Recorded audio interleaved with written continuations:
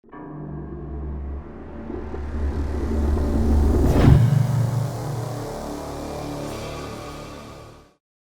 welcome back to another video. If you follow my channel, then you know that each year I take normal porcelain dolls and turn them into haunted, creepy, cursed, terrifying decorations to haunt my house for Halloween. And as I mentioned in my last video, it's that time again. And so today I'm going to make a featured doll where we're just going to take one and take her all the way through the process. I do hope to have another doll video later in the season along with some other projects in between. So if you want to catch those, make sure that you're subscribed so you don't miss anything. Oh, and maybe you can help me out. I've noticed that most of you don't watch my entire videos, and to be honest, there's a lot of stuff here that I try to cram down into about 20 minutes. I'm going to try to keep this one even shorter for you, but if there's something that you want to see or something that you appreciate about my videos, please leave a comment down below so that I can try to make the videos the best things for you and just provide what you want to see. Anyway, let's get into it. So here's the porcelain doll we're starting with, and she's a little bit different than some of the other dolls that I've used. She does have some broken fingers, but she is older, like she's a woman instead of like a child. Anyway, my idea this year is that I'd love to turn her into a banshee. It's the wail of the banshee. After removing her clothes, I then had to remove her wig, and this one was on a lot harder than any doll that I've done before, so I had to use a screwdriver to kind of help break away the glue without breaking her porcelain head. Let's make a new wig for her. I've never done that for a doll, so let's learn how to do that together, but we'll get to that in a minute.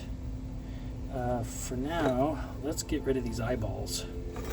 My glue gun has this long heated tip, and so I'm wondering if I can just like melt around it. I'm gonna pull out the ammo.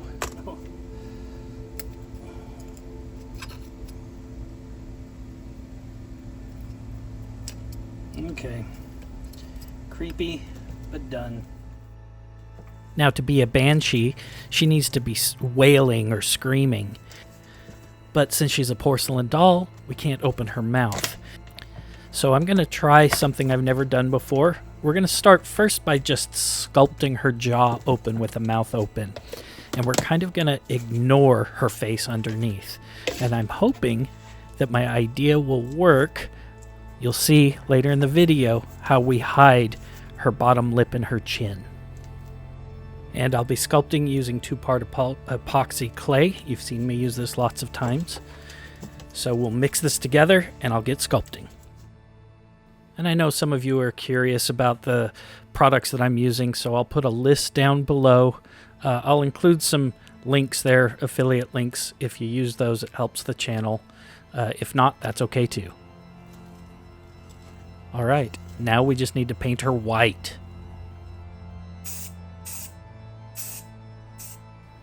These dolls usually come with a plastic cap over the top to make their head round. This one didn't have it, so I'm going to sculpt one out of pink foam. This is important because we're going to make a wig. Now, I have never made a doll wig before, so I did what most of us do, and I searched all over YouTube, and I found some awesome channels that went over it. The channel that helped me the most, I'm going to plug it right here. Her name is Maria Lazar, and she makes beautiful dolls and has awesome videos that show us how to make wigs. So I basically followed her tutorials, though I did follow them poorly.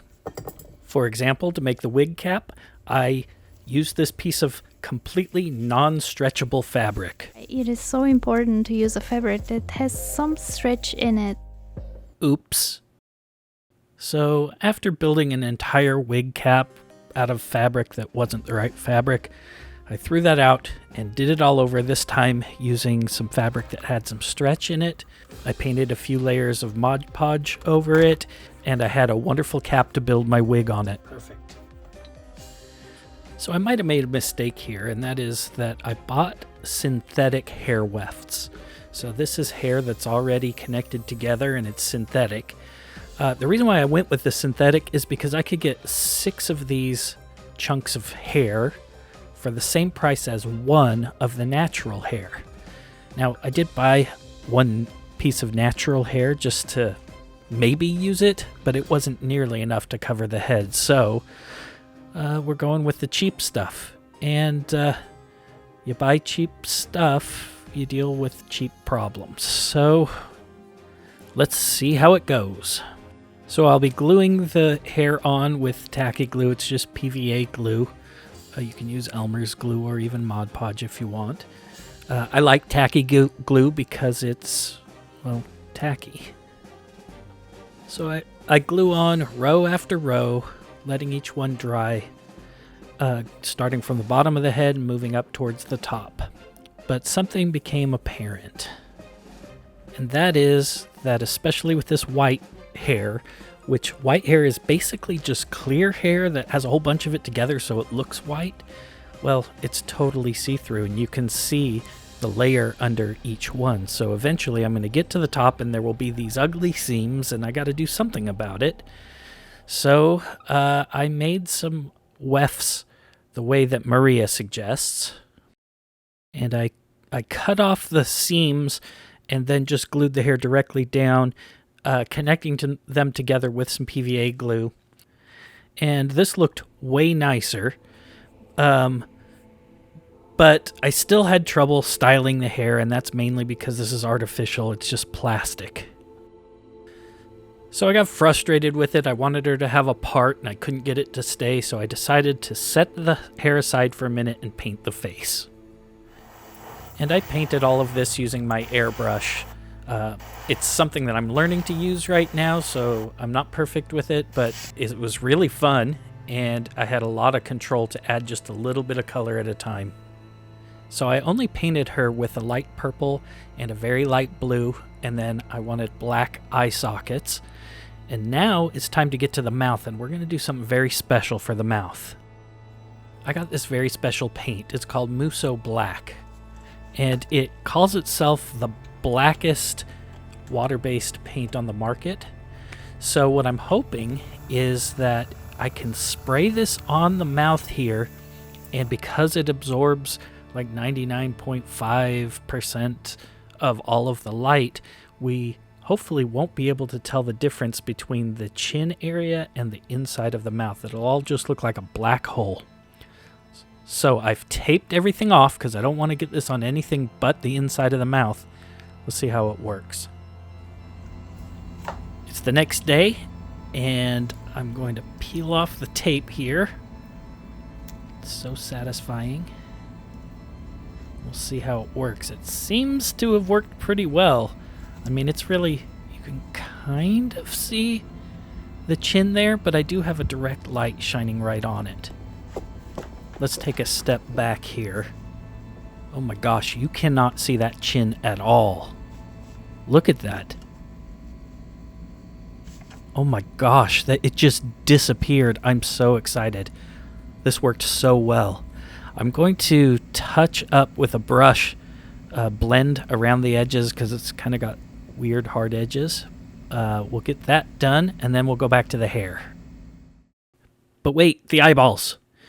I made her eyes in the last video, and I know some of you had favorites, so I'm just trying them out, see which one I wanted. But I actually even made some more because I realized that I needed some really light-colored irises with rings around them. Though I do really like the look of the ones with the black sclera, so I may use that idea or those eyes on a future doll. But for now, I chose the big gray irises, so I'm just sticking them in with hot glue, and her eyes are done. Now back to the hair. While I was painting, a solution occurred to me, and that is, the hair is plastic, so what if I position it and then hit it with a heat gun real gently, right at the root? Look at that, it stays in place. Okay, so now with this, I can style it a little bit at least. So I'm gonna trim it here and there, and just kind of give her I don't know what I'm going to do with it, but I'll just mess with it until it's something that I like. Okay, one last thing before we finish. I'd like her arms to be posed up in the air. And so I've got some wire here, and I'm going to bend it around her arms and kind of position it in place to hold her arms up.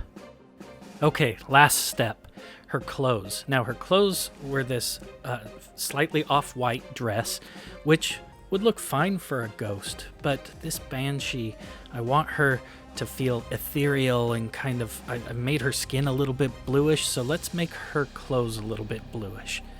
The problem that I always have with doll clothes when I try to dye them is that they are synthetic, and synthetic fibers dye differently than natural ones, so I got some special dye made specifically for synthetic clothes. So I'm going to follow the instructions, boil these up in my cauldron, and let's see how it looks.